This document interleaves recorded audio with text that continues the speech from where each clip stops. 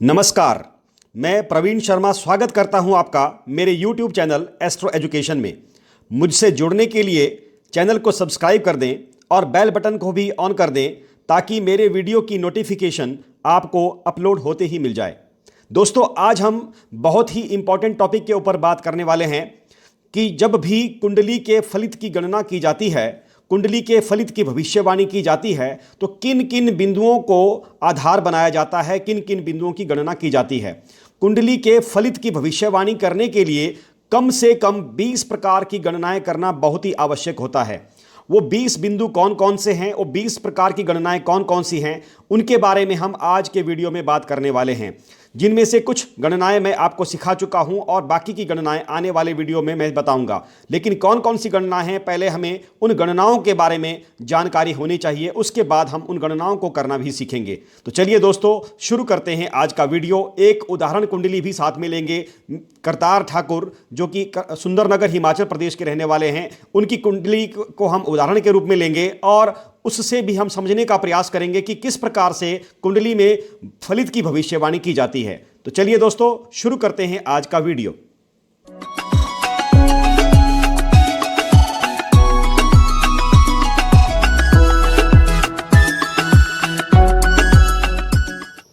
जब भी कुंडली के फलित की गणना की जाती है, किसी जातक के जीवन के बारे में भविष्यवाणी की जाती है या उसका मार्ग प्रदर्शित किया जाता है कुंडली के अनुसार, तो आपकी स्क्रीन पे मैंने 20 बिंदु लिखे हैं। इन 20 बिंदुओं की गणना करना बहुत ही आवश्यक होता है, तभी किसी के जीवन के बारे में सही सटीक भविष्यवाणी की जा सकती है या उसका मार्गदर्शन किया जा सकता है। सबसे पहले दोस्तों, बिंदु आता है लग्न तथा लग्नेश की स्थिति क्या है और अलग अलग भाव, जो कुंडली में 12 भाव होते हैं, उनकी क्या स्थिति होती है। कौन से ग्रह योग कारक हैं, कौन से ग्रह मारक हैं।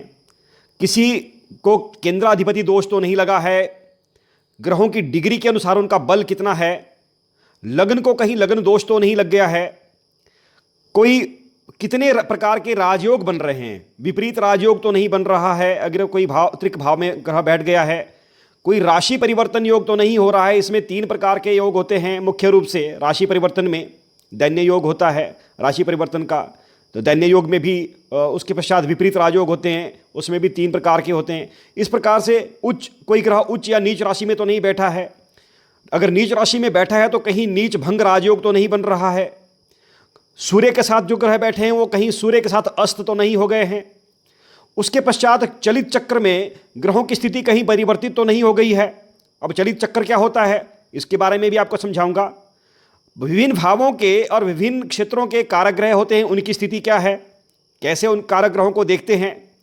विभिन्न ग्रहों की कुंडली में, जन्म कुंडली में क्या स्थिति है, उनकी युति किसके साथ है, उनकी प्रतियुति या दृष्टि संबंध किसके साथ बन रहे हैं, उनका क्या फल होगा, इसके बारे में समझेंगे। षड्बल के बारे में समझना बहुत आवश्यक होता है कि किस प्रकार का बल, नैसर्गिक बल प्राप्त हो रहा है, दिग्बल प्राप्त हो रहा है, किस 6 प्रकार के बल होते हैं, उनके बारे में समझना बहुत आवश्यक होता है, गणनाएं करना आवश्यक होता है। नवमांश में ग्रहों की क्या स्थिति है। लग्न कुंडली में अगर आपके राजयोग या दोष बन रहे हैं तो कहीं नवमांश में भी तो नहीं बन रहे हैं, उनकी प्रबलता कितनी है वो नवमांश कुंडली से देखनी है।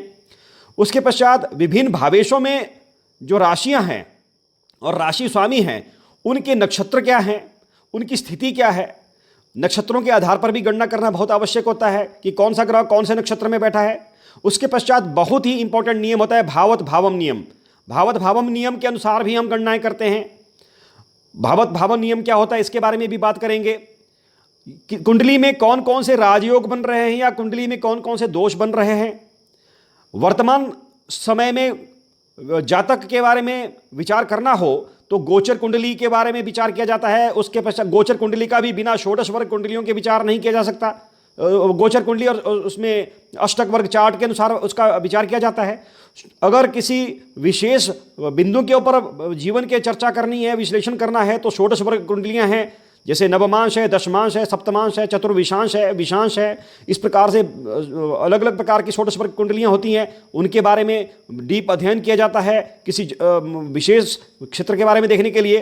और जब ये सारी गणनाएं हो जाती हैं उसके पश्चात देखा जाता है कि जातक को कौन कौन से उपाय करने चाहिए ताकि वो जीवन में सफल हो जाए, उसकी परेशानियां कम हो जाए, या जो अगर उसका समय सही चल रहा है उस समय सही समय का सदुपयोग कैसे किया जाए। इस प्रकार से दोस्तों अगर ये 20 प्रकार की गणनाएं किसी की कुंडली में ना की जाएं तो उस व्यक्ति की जन्म कुंडली का सही ढंग से विश्लेषण नहीं किया जा सकता है और इन गणनाओं को करने के लिए बहुत समय भी लगता है। ऐसा नहीं है कि हमने जन्म कुंडली को, जन्म पत्रिका को हाथ में पकड़ा और 1 मिनट में, 2 मिनट में या 5 मिनट में उसको देख करके सब कुछ उसको बता दिया, तो उसमें गणनाओं में चूक हो सकती है। हालांकि बहुत से विद्वान ऐसे हैं जिनकी बहुत ज़्यादा अभ्यास है, बहुत ज़्यादा प्रैक्टिस है, वो कम समय में भी कुंडलियों, जन्म कुंडलियों को देख लेते हैं, वो उनकी प्रैक्टिस है। परंतु यदि सही तरीके से तब भी देखना हो तो बहुत समय लगता है। 20 प्रकार की गणनाएं करनी है, उसमें भी बहुत सारी डीप गणनाएं करनी हैं तो समय लगता है। तो दोस्तों ये गणनाएं कैसे की जाती हैं, इनमें से 4 प्रकार की जो प्रथम गणनाएं हैं मैं आपको पहले ही सिखा चुका हूं, पुराने वाले वीडियो में आप मेरे देखिए, उसमें आपको मिल जाएंगी। अगली जो गणनाएं कैसे की जाती हैं इनके बारे में आपको विस्तार से मैं अगले वीडियो में समझाऊंगा। लेकिन आज मैं एक उदाहरण कुंडली ले रहा हूं जिसमें से जिसको देख करके आपको एक आइडिया हो जाएगा कि किस प्रकार से आप कुंडली का विवेचन किया जाता है, किस प्रकार से गणनाएं की जाती हैं। तो मैं एक उदाहरण कुंडली आपके समक्ष प्रस्तुत कर रहा हूं जिसमें मैं बताऊंगा कि जातक के जीवन में किस प्रकार की परिस्थितियां चल रही हैं या चल रही होंगी, या जातक का जीवन कैसा रहा होगा। तो उदाहरण कुंडली में ले रहा हूं श्री करतार ठाकुर, ये सुंदरनगर हिमाचल प्रदेश के निवासी हैं। इनकी कुंडली में ले रहा हूं और इनकी कुंडली का विश्लेषण करके मैं आपको सारी चीज़ें जो अभी बताई हैं मैंने सारी गणनाएं करके दिखाऊंगा, जिससे आपको समझ में आएगा कि किस प्रकार से गणनाएं हम करेंगे। तो देखिए, सबसे पहले ये करतार ठाकुर जी की लगन कुंडली है जो कि कुंभ लगन इनका है। 11 नंबर की राशि लगन भाव में लिखी है तो कुंभ लगन है। तो कुंभ लगन की जन्म कुंडली में लग्नेश होते हैं शनिदेव, क्योंकि 11 नंबर की राशि के स्वामी शनिदेव हैं। और इनकी राशि जहां पर चंद्रमा बैठे हैं होते हैं वो उनकी जन्म राशि होती है। व्यक्ति की राशि तो चंद्रमा 11वें भाव में 9 नंबर की राशि में अर्थात धनु राशि में विराजमान है, इसलिए जातक की जो राशि है वो धनु राशि हो जाती है। तो अब सबसे पहले हमारा जो कार्य है वो यह देखना है कि इस जन्म कुंडली में, कुंभ लग्न की जन्म कुंडली में ग्रहों की स्थिति अर्थात कौन कौन से ग्रह योग कारक हैं और कौन कौन से ग्रह इनके लिए अशुभ या मारक हैं। तो लग्नेश से शुरू करते हैं। लग्नेश शनिदेव हैं तो शुभ हैं, और शनिदेव त्रिकोण भाव में बैठे हैं तो राजयोग भी बना रहे हैं, तो लग्नेश इनकी कुंडली में शुभ ग्रह हैं। उसके पश्चात अष्टम द्वादश थ्योरी में 12 नंबर की राशि दूसरे भाव में लिखी हुई है। शनिदेव के शत्रु हैं बृहस्पति देव, इसलिए ये मारक हो जाते हैं, परंतु ये स्वगृह में बैठे हैं, अपनी ही राशि में बैठे हैं, यहाँ पर कुछ है शुभ फल भी देंगे। उसके पश्चात मंगल देव तीसरे नंबर के भाव में बैठे के स्वामी हैं और साथ में दशम भाव के भी स्वामी हैं, केंद्र भाव के भी स्वामी हैं, और साथ में ये परंतु बैठ गए हैं उच्च राशि में बैठे हैं परंतु त्रिक भाव में बैठ गए हैं, इसलिए मंगल देव को यहाँ पर केंद्र अधिपति दोष लग जाता है।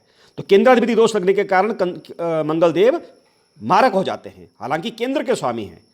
एक त्रिष्टाय भाव भी इनको मिला हुआ है, परंतु साथ में उच्च राशि में भी बैठे हैं, परंतु त्रिक भाव में बैठ गए, केंद्राधिपति दोष लग गया है, इसलिए ये मिश्रित परिणाम देंगे और इनको हम मारक ग्रहों की सूची में ही रखेंगे। उसके पश्चात आगे 2 नंबर की राशि केंद्र में लिखी हुई है सूर्यदेव, क्षमा करें शुक्रदेव। तो शुक्रदेव इस कुंडली के कारक ग्रह, योग कारक ग्रह हैं, और साथ में शुक्रदेव अपनी उच्च राशि में बैठे हैं, मीन राशि में बैठे हैं। उसके पश्चात आगे शनिदेव, तो शनिदेव तो लग्नेश हैं। 3 नंबर की राशि बुधदेव की होती है। बुधदेव को 3 नंबर की राशि और 6 नंबर की राशि एक त्रिक भाव मिला है कि त्रिकोण का, त्रिकोणेश हमेशा शुभ होते हैं, परंतु ये त्रिक भाव में बैठ गए हैं। हालांकि इनको केंद्राधिपति दोष नहीं लगेगा, क्योंकि केंद्राधिपति दोष जो है केंद्र के घरों के स्वामी को ही लगता है, परंतु ये त्रिक भाव में बैठ गए हैं और दैन्य योग बना रहे हैं, क्योंकि शनिदेव के साथ राशि परिवर्तन कर रहे हैं। वो कैसे करते हैं वो आगे मैं समझाऊंगा आपको। तो इसलिए बुधदेव हालांकि इनकी कुंडली में योग कारक ही रहेंगे, लेकिन दैन्य योग के कारण ये कुछ खराब फल भी इसमें देंगे। उसके पश्चात 4 नंबर की राशि चंद्रदेव की है। चंद्रदेव इसमें मारक हो जाएंगे क्योंकि त्रिक भाव इनको मिला है। 5 नंबर की राशि सूर्यदेव की है। अष्टम द्वादश सिद्धांत के अनुसार सूर्यदेव इसमें मारक हो जाएंगे। 6 नंबर की राशि पहले ही बात हो चुकी है बुधदेव की। शुक्रदेव 7 नंबर की राशि की बात पहले हो चुकी है। इस प्रकार से 8 नंबर मंगलदेव, 9 नंबर बृहस्पति देव और 10 नंबर शनिदेव की ही राशि लग्नेश की, इनके बारे में बात हो चुकी है। अब बचते हैं राहुदेव और केतुदेव। राहुदेव 8 नंबर की राशि में बैठे हैं, जो इनकी नीच राशि होती है, और लेकिन अपनी कारक भाव में बैठे हुए हैं। परंतु राहुदेव और शत्रुघ्न राशि में बैठे हुए हैं। यहाँ पर मैंने 6 पॉइंट राहु और केतुदेव के बारे में समझाए हैं पिछले वीडियो में, आप उनको देख लें। तो उन 6 में से अधिकतर पॉइंट नेगेटिव हैं, इसलिए राहुदेव इसमें मारक ही रहेंगे। केतुदेव भी अपनी नीच राशि में बैठे हैं, क्योंकि जब राहुदेव नीच राशि में बैठे हैं तो केतुदेव भी नीच राशि में ही होंगे, परंतु अपने मित्र की राशि में बैठे, शुक्रदेव की राशि में बैठे हैं। इसलिए केतुदेव को हम यहाँ पर ये मिश्रित परिणाम देंगे, और इनको हम योग कारक ग्रहों की लिस्ट में ही रखते हैं। हालांकि ये मिश्रित परिणाम देंगे, कुछ अच्छे और कुछ खराब परिणाम भी ये देंगे। तो दोस्तों, इस प्रकार से सबसे पहला काम हमने कर लिया कि इस कुंडली में कौन से ग्रह योग कारक है, कौन से ग्रह मारक है। साथ में उनकी डिग्री मैंने पहले ही लिख दी हुई है। राहुदेव 11 डिग्री पे है, अर्थात ये लगभग 75% रिजल्ट देंगे। शनिदेव 18 डिग्री पे, ये भी 75% रिजल्ट देंगे। चंद्रदेव की स्थिति कुछ खराब है, लग्न की स्थिति भी खराब है, लग्न भी 1 डिग्री और 42 अंश पे है। अब लग्न कमजोर हो तो उसका क्या प्रभाव होता है, मैं आगे समझाऊंगा इसमें।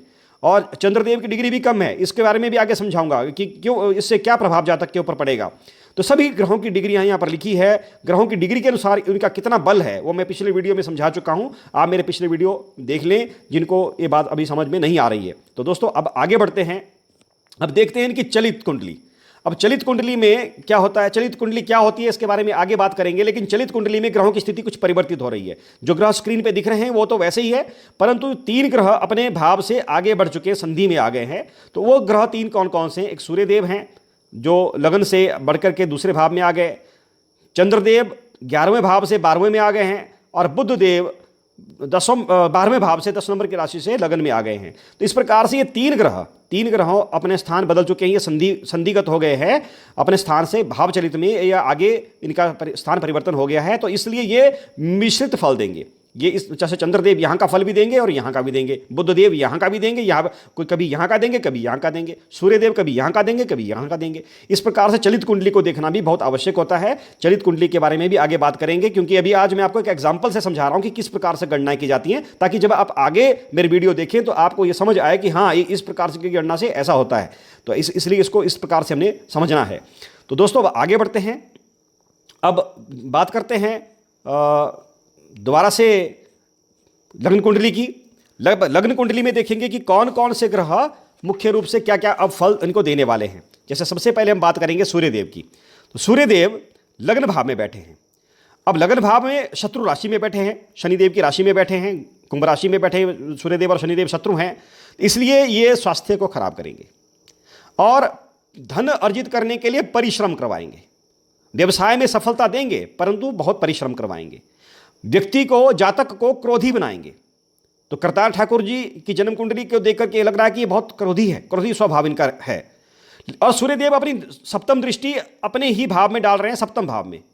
हालांकि अपना ही इनका भाव है, भावत भावम में सप्तम के स्वामी सप्तम में बैठ गए हैं, परंतु ये इस कुंडली के मारक ग्रह हैं, इसलिए जीवन साथी के साथ भी ये संबंधों को बिगाड़ते हैं। तो इस प्रकार से इनके जीवन साथी के साथ भी संबंधों में बीच में तालमेल में कमी आ सकती है, इनके साथ संबंध खराब भी हो सकते हैं। तो ये सूर्यदेव की बात कर ली हमने। अब शुक्रदेव और गुरुदेव की युति। गुरु अपनी ही राशि में बैठे हैं और शुक्रदेव अपनी उच्च राशि में बैठे हैं, इसलिए धन संचय ये अच्छा करेंगे, धन संचय करेंगे, यह निश्चित है। अब उस धन का उपयोग कैसे करते हैं या दुरुपयोग कैसे करते हैं वो आगे हम गणना करेंगे। धन संचय तो ठीक करेंगे, कमाएंगे, व्यवसाय से धन कमाएंगे, धन संचित भी करेंगे। परंतु राहुदेव की स्थिति और मंगलदेव की स्थिति और बुधदेव की स्थिति देख करके, क्योंकि राशि परिवर्तन भी हो रहा है और लगन इनका कमजोर है, चंद्रमा इनके 11वें भाव में बैठे हैं और इनकी डिग्री कम है, तो इससे ऐसा प्रतीत हो रहा है कि धन संचय तो बहुत अच्छा करेंगे, परंतु इन सभी योगों का दैन्य योग बनने के कारण, मंगल देव के त्रिक भाव में बैठने के कारण, केंद्राधिपति दोष लगने के कारण और लगन के कमजोर होने के कारण गलत निर्णय लेंगे और अपने धन को व्यय कर देंगे। हालांकि मंगलदेव 12वें भाव में बैठे हैं, बुधदेव 12वें भाव में उच्च राशि में बैठे हैं मंगलदेव, तो विदेश से धन अर्जित करने के भी योग हैं। परंतु बात वही है कि धन तो अर्जित कर लेंगे, बहुत धन अर्जित कर लेंगे, परंतु गलत निर्णय कर लेंगे। अपने लगन कमजोर होने के कारण, चंद्रमा के कमजोर होने के कारण गलत निर्णय लेंगे और उस धन को व्यय कर देंगे। जैसे ही बुध देव की महादशा अंतर्दशा चलेगी, उस धन को व्यय कर देंगे और अपने जीवन में गलत निर्णय ले लेंगे। अब आगे बढ़ते हैं, केतुदेव के बारे में बात करते हैं। केतुदेव चतुर्थ भाव में बैठे हैं, नीच राशि में बैठे हैं, बहुत परिश्रम करवाएंगे और सफलता उनको उस परिश्रम के अनुसार कम मिलेगी। अगर सफलता मिल भी जाएगी तो बात वही है कि उस सफलता का ये दुरुपयोग कर देंगे। अब आगे पंचम भाव में शनिदेव बैठे हैं, तो शनिदेव विद्या में सफलता करवाएंगे। हाँ, विद्या में प्रारंभिक शिक्षा की बात करूँ, प्रारंभिक शिक्षा इनकी अच्छी होगी। इसमें शुक्रदेव और गुरुदेव दोनों ही गुरु प्रारंभिक शिक्षा के भाव में बैठे हैं। परंतु जब उच्च शिक्षा की बात आएगी तो शनिदेव हालांकि लग्नेश त्रिकोण में बैठ करके राजयोग बना रहे हैं, परंतु साथ में राशि परिवर्तन का दैन्य योग भी बना रहे हैं बुधदेव के साथ। बुधदेव शनिदेव की राशि में बैठ गए, शनिदेव बुधदेव की राशि में बैठ गए, इसलिए उच्च शिक्षा में इनको बाधाओं का सामना करना पड़ेगा। आगे बढ़ते हैं, अब बात करते हैं राहुदेव की। तो राहुदेव व्यवसाय के भाव में बैठे हैं, कर्म स्थान में बैठे हुए हैं, पिता के साथ कष्ट करेंगे और परिश्रम बहुत ज़्यादा करवाएंगे राहुदेव, क्योंकि नीच राशि में भी बैठे हुए हैं और शत्रु राशि में बैठे हैं, बहुत परिश्रम करवाएंगे। अब बात करते हैं चंद्रदेव की। चंद्रदेव इनकी कुंडली में शुभ स्थिति में, हालांकि त्रिक भाव के स्वामी हैं, परंतु नवम भाव में 11वें भाव में 9 नंबर की राशि में बैठे हैं, मित्र राशि में बैठे हैं, इसलिए मनोबल इनका यहाँ पर जब इनकम करेंगे तो मनोबल अच्छा रहेगा, पर लेकिन दौड़ धूप बहुत करवाएंगे और अपनी बुद्धि की शक्ति का प्रयोग अपनी इनकम आय बढ़ाने के लिए जरूर करेंगे, परंतु जीवन में उठापटक रहेगी, बहुत उठापटक रहेगी, स्थिरता नहीं रहेगी, क्योंकि डिग्री भी बहुत कम है, मृत प्राय हैं और मारक ग्रह है कुंडली के, तो थोड़ी सी उठापटक तो जीवन में करवाएंगे। आगे बुध और मंगल का वैसे ही युति खराब होती है, परंतु मंगल देव अपनी उच्च राशि में बैठे हैं, ये विदेश का भावी है, तो विदेश से धन अर्जन के तो चांसेस हैं, परंतु जैसे ही बुध की दशा चलेगी ये उसको उस पैसे का अपव्यय कर देंगे, खर्चा कर देंगे, उस पैसे को खर्च कर देंगे। विदेश से भी इनकम करेंगे या अपने व्यवसाय के कारक भी बुध देव होते हैं, तो व्यवसाय में भी संघर्षों का इनको सामना करना पड़ेगा। तो विदेश से जो इनकम करेंगे उसको खर्च कर देंगे अगर विदेश से इनकम करते हैं तो विदेश में हालांकि विदेश से इनकम अच्छी करेंगे, उच्च राशि में मंगल देव बैठे हैं, कर्मेश हैं, तो विदेश में अगर जाएंगे तो पैसा अच्छा कमाएंगे, परंतु बुध देव के यहाँ पर बैठने से और बुध और मंगल की आपस में युति है तो उसको ये गलत निर्णय, अगर इनका कमजोर है तो गलत निर्णय ये ले सकते हैं। तो इस प्रकार से मानसिक अस्थिरता रहेगी। और सबसे ज़्यादा मैं आपको बताऊं कि इनका गलत निर्णय कब लेंगे, ये गलत निर्णय तब लेंगे अपने व्यवसाय से संबंधित, जब राहु देव की महादशा आएगी, उसमें मंगल देव की, क्योंकि कर्मेश मंगल देव है, मंगल देव की अंतर्दशा आएगी या चंद्रदेव की, क्योंकि चंद्रदेव आय स्थान में बैठे हैं, चंद्रदेव की और मंगल देव की दशा अंतर्दशा और राहु की दशा में जब आएगी या इनकी दशा अंतर्दशा आपस में आएगी तो ये जीवन के बहुत बड़े गलत निर्णय लेंगे और अपने धन का दुरुपयोग कर देंगे। और ये स्थिति कब से बनती है इनकी जन्म कुंडली में? 23 जुलाई 2012 के बाद और 9 फरवरी 2015 के बीच में। इस समय इनके जीवन का बहुत ही महत्वपूर्ण समय है, गलत निर्णय लेने की बहुत ज़्यादा आशंका है और इसमें इन्होंने अपने जीवन के सबसे बड़े गलत निर्णय ये ले सकते हैं और इन्होंने लिए भी हैं। विदेश से बहुत धन इन्होंने अर्जित किया है और लेकिन सारे का सारा धन इन्होंने खर्च कर दिया है गलत निर्णयों के आधार पर। तो वर्तमान समय में अब हम आगे देखते हैं, आगे बढ़ते हैं। आगे इनकी कुंडली में आजकल की स्थिति में अब निर्णय क्या निकालते हैं इनकी कुंडली में हम। अब इनकी कुंडली के अब दशमांश कुंडली देख लेते हैं व्यवसाय से संबंधित कि क्या चलता है, फिर हम निर्णय निकालते हैं कि इस कुंडली में निर्णय कैसे हम निकालेंगे। दशमांश कुंडली जब हम देखते हैं तो दशमांश कुंडली में भी लगन कुंभ लगन ही है, शनिदेव ही इसके स्वामी हैं। अब हम यहाँ पर क्या क्या चीज़ें देखेंगे दशमांश कुंडली में। अब दोनों कुंडलियों के लग्नेश तो एक ही है, शनिदेव ही हैं और शनिदेव आय के भाव में बैठ गए हैं, इसका मतलब शुभ स्थिति में है, अच्छी आय करेंगे। और दशमेश मंगल देव यहाँ पर शुभ स्थिति में बैठे हैं, 11वें भाव में बैठे हैं। लाभेश 11वें भाव के स्वामी गुरु स्वराशि में यहाँ पर बैठे हैं, तो अच्छी इनकम ये करेंगे, इनकम में कोई समस्या नहीं आएगी इनको अपने व्यवसाय से। उसके बाद दूसरा बिंदु, लग्न कुंडली के जो कर्मेश हैं, कर्मेश मंगल देव हैं, तो उनको लग्न कुंडली में केंद्र अधिपति दोष लगा हुआ है, तो इसलिए यहाँ स्थिति थोड़ी अच्छी हो गई है, तो वो दोष का पावर थोड़ी कम हो जाती है। दोनों कुंडली के जो सप्तमेश हैं, क्योंकि दोनों के सप्तमेश सूर्यदेव ही है, तो लग्न कुंडली में शुभ हैं, हालांकि मारक हैं लेकिन अच्छे भाव में बैठे हैं, राजयोग बनाते हैं केंद्र में बैठ करके, भावत भावम में कुछ अच्छा फल भी देंगे, कुछ बुरा भी देंगे। लेकिन दशमांश कुंडली में, इस कुंडली में ये अशुभ हो गए हैं, इसलिए सूर्यदेव की स्थिति कुछ खराब हो गई है। व्यवसाय के कारक जो बुध देव है वो लग्न कुंडली में यहाँ पर दैन्य योग बना रहे हैं और शनिदेव के साथ, तो वो, लेकिन इस कुंडली में बुधदेव अच्छी स्थिति में आ गए हैं, तो ये इनके लिए अच्छा है। मतलब व्यवसाय इनको अच्छी तरक्की देगा, अच्छा व्यवसाय करेंगे जब जब इनकी दशांतर दशाएं वगैरह चलेंगी उस हिसाब से। और मंगल की जब स्थान बात करते हैं तो ये लग्न कुंडली में उच्च स्थिति में तुंगस्थ हैं, लेकिन त्रिक भाव में बैठ गए। मंगल देव यहाँ पर बैठे हैं लग्न कुंडली में, लेकिन त्रिक भाव में बैठे हैं। इनको केंद्राधिपति दोष भी लगता है साथ में।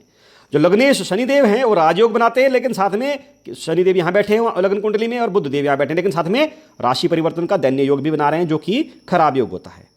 तो इस प्रकार से जो षष्ठेश है चंद्रदेव वो कर्म स्थान में वहाँ बैठे हैं, तो वो उनके लिए अच्छी स्थिति है। तो राहु और केतु नीच स्थान इसमें है, लेकिन राहु गुरु की बृहस्पति देव की नवम दृष्टि भी पड़ रही है, जो कि अमृत तुल्य कार्य करती है राहु देव के ऊपर। तो गुरु की दृष्टि लग्न कुंडली में, गुरुदेव यहाँ पर बैठे हैं और राहु यहाँ बैठे हैं लग्न कुंडली में, तो गुरु की नवम दृष्टि यहाँ पर पड़ रही है, जिससे राहु की जो मार्गता है वो थोड़ी सी कम हो जाती है, उसमें अशुभता में थोड़ी कमी आ जाती है। तो इस प्रकार से ये इनका मुख्य बिंदु इनकी जन्म कुंडली के बन जाते हैं। अब आगे बात करते हैं, निर्णय क्या निकलते हैं। अब इनकी जन्म कुंडली में कहल योग बनता है, जो कि अष्टक वर्ग से बनता है। ये अच्छा योग होता है, 25 वर्ष के पश्चात व्यक्ति का भाग्य उदय होता है और बहुत अच्छी तरक्की करता है। लेकिन दैन्य योग शनिदेव और बुधदेव बना रहे हैं, ये खराब योग होता है, इसमें बहुत संघर्ष करना पड़ता है व्यक्ति को और आर्थिक रूप से भी नुकसान होता है। विपरीत राजयोग बन रहा है। विपरीत राजयोग कैसे बन रहा है? बुधदेव छठे भाव के 8वें भाव के मालिक हैं और त्रिक भाव में ही बैठ गए, त्रिक के मालिक त्रिक में बैठ गए, विपरीत राजयोग बना रहे हैं साथ में। तो उसके पश्चात गजकेसरी भी बन रहा है, क्योंकि गजकेसरी बृहस्पति देव जो है चंद्र लग्न से चतुर्थ भाव में बैठे हैं, परंतु दोनों ही मारकेसरी गजकेसरी योग ज़्यादा कार्य नहीं करेगा, ये निष्फल ही है। उभयचरी योग बन रहा है, ये वाक्पटु होंगे, बात करने में तो बहुत तेज होंगे, क्योंकि सूर्यदेव के दोनों तरफ को शुभ ग्रह बैठे हुए हैं, तो इनका उभयचरी योग बनता है। तो वाक्पटु तो बहुत होंगे, बातें करने में काफ़ी तेज होंगे। और केंद्र त्रिकोण राजयोग बना रहे हैं, शनिदेव त्रिकोण भाव में बैठ गए हैं, केंद्र के स्वामी हैं, लग्नेश हैं, परंतु राशि परिवर्तन भी बन रहा है, तो इस प्रकार से थोड़ा मिश्रित जैसा परिणाम इसमें मिलेगा। केंद्र त्रिकोण राजयोग का शुभ परिणाम भी मिलेगा, लेकिन बीच बीच में अशुभ मैं इसलिए कहूँगा क्योंकि इनका लग्न कमजोर है और ये गलत निर्णय ले सकते हैं जीवन में, अस्थिर इनका मन अस्थिर हो सकता है, इसलिए ये गलत निर्णय भी जीवन में ले सकते हैं। तो ये इनका मुख्य रूप से इनकी कुंडली का निर्णय निकलता है। अब कमजोर लगन है, राहु और चंद्रमा और राहु और मंगल देव की जब भी दशांतर दशा इनको आई जीवन में 2012 से 2015 के बीच में, इन्होंने गलत निर्णय लिए और आर्थिक नुकसान उठाया। जो इन्होंने धन कमाया था वो सारा उन्होंने बर्बाद कर दिया। आजकल इनको बृहस्पति देव की और बुध देव की दशांतर दशा चली है। बृहस्पति देव इनकी कुंडली में मारक ग्रह हैं, हालांकि धन स्थान में बैठे हैं, स्वगृह होकर बैठे हैं, शुक्रदेव के साथ युति कर रहे हैं, परंतु बुध देव इनकी कुंडली में हालांकि शुभ ग्रह थे, लेकिन राशि परिवर्तन से दैन्य योग कर रहे हैं, दैन्य योग बना रहे हैं, इसलिए मिश्रित परिणाम देंगे, संघर्ष करवाएंगे, आय करवाएंगे, इनकम होगी, परंतु मिश्रित परिणाम होगा, संघर्ष भी बहुत ज़्यादा करवाएंगे और व्यय भी करवाएंगे, क्योंकि बुध देव व्यय स्थान में बैठे हुए हैं, व्यय भी करवा देंगे। तो इनको अब उपाय क्या करने चाहिए? अब देखिए, अब सारा कुछ हमने कैलकुलेशन कर दी, इतनी सारी कैलकुलेशंस हमने कर दी, अब हम जानेंगे उपाय क्या करना है इनको। उपाय बृहस्पति देव की इनको आजकल महादशा चली है, तो बृहस्पति देव का बीज मंत्र इनको अवश्य करना चाहिए। ओम ब्रीम बृहस्पतये नमः प्रतिदिन 108 बार किसी भी शुक्ल पक्ष के बृहस्पति वार से शुरू करना है। उसके पश्चात इनके इष्ट देव गणपति देव हैं, भगवान गणपति हैं, तो गणपति देव का उनको बीज मंत्र का जाप प्रतिदिन करना चाहिए, गणपति की पूजा आराधना करनी चाहिए, ओम गम गणपतये नमः। उसके पश्चात लग्नेश, लगन को अब कमजोर, लगन कमजोर है, लगन को बलवान बनाने के लिए लगनेश को बलवान बनाना पड़ेगा। तो लगनेश इनके शनिदेव हैं, तो शनिदेव का बीज मंत्र और साथ में शनिदेव का रत्न नीलम, क्योंकि इनका वजन लगभग 45 किलो के आसपास है जातक का, तो इनको 5.25 रत्ती का नीलम धारण करना चाहिए। परंतु ध्यान रहे, जो भी रत्न धारण करना हो वह सलाह मशवरा करके ही, किसी विद्वान ज्योतिष से सलाह मशवरा करके बाद ही इनको पहनना चाहिए। यदि पहनना चाहें तो मुझसे ये बात कर सकते हैं, तो मैं इनको पूरी उसमें निर्देश दूंगा कि किस प्रकार से इनको ये रत्न धारण करना चाहिए। तो दोस्तों, इस प्रकार से जन्म कुंडली का विवेचन किया जाता है, विश्लेषण किया जाता है। अभी ये तो सिर्फ एक बिंदु के ऊपर हमने बात की, सिर्फ इनके दशमांश कुंडली के ऊपर बात की, व्यवसाय के ऊपर बात की, क्योंकि इनकी आयु अब 40 वर्ष से ऊपर है, तो व्यवसाय के बारे में ही बात करेंगे, शिक्षा के बारे में बात नहीं करेंगे। तो इस प्रकार से अलग अलग से डिविजनल चार्ट्स होते हैं, अलग अलग से षोडश वर्ग कुंडलियाँ होती हैं, उनको देख करके हम पता लगाते हैं, किसी भविष्य संभावनाएं तलाशते हैं कि क्या क्या जीवन व्यक्ति के जातक के जीवन में हो सकता है। तो दोस्तों, अगर आपको मेरा वीडियो पसंद आया हो तो मेरे इसको वीडियो को जरूर लाइक कर दें ताकि ये ज़्यादा से ज़्यादा लोगों तक पहुंच जाए। इसी प्रकार से मैं एक एक बिंदु पर आने वाले वीडियोस में बात करूंगा और आपको विस्तार से समझाऊंगा कि किस प्रकार से जन्म कुंडली का विश्लेषण किया जाता है। और आपको मैं कुछ एक बुक्स भी बताऊंगा, ग्रंथ भी बताऊंगा कि किन किन ग्रंथों का अध्ययन आपको ज्योतिष सीखने के लिए करना चाहिए। दोस्तों ज़्यादा अब वीडियो लंबा हो जाएगा, ज़्यादा इसमें मैं बात नहीं करूंगा, परंतु मेरे वीडियो को जरूर लाइक करें, शेयर करें, कमेंट करें और चैनल को जरूर सब्सक्राइब कर लें। राधे राधे।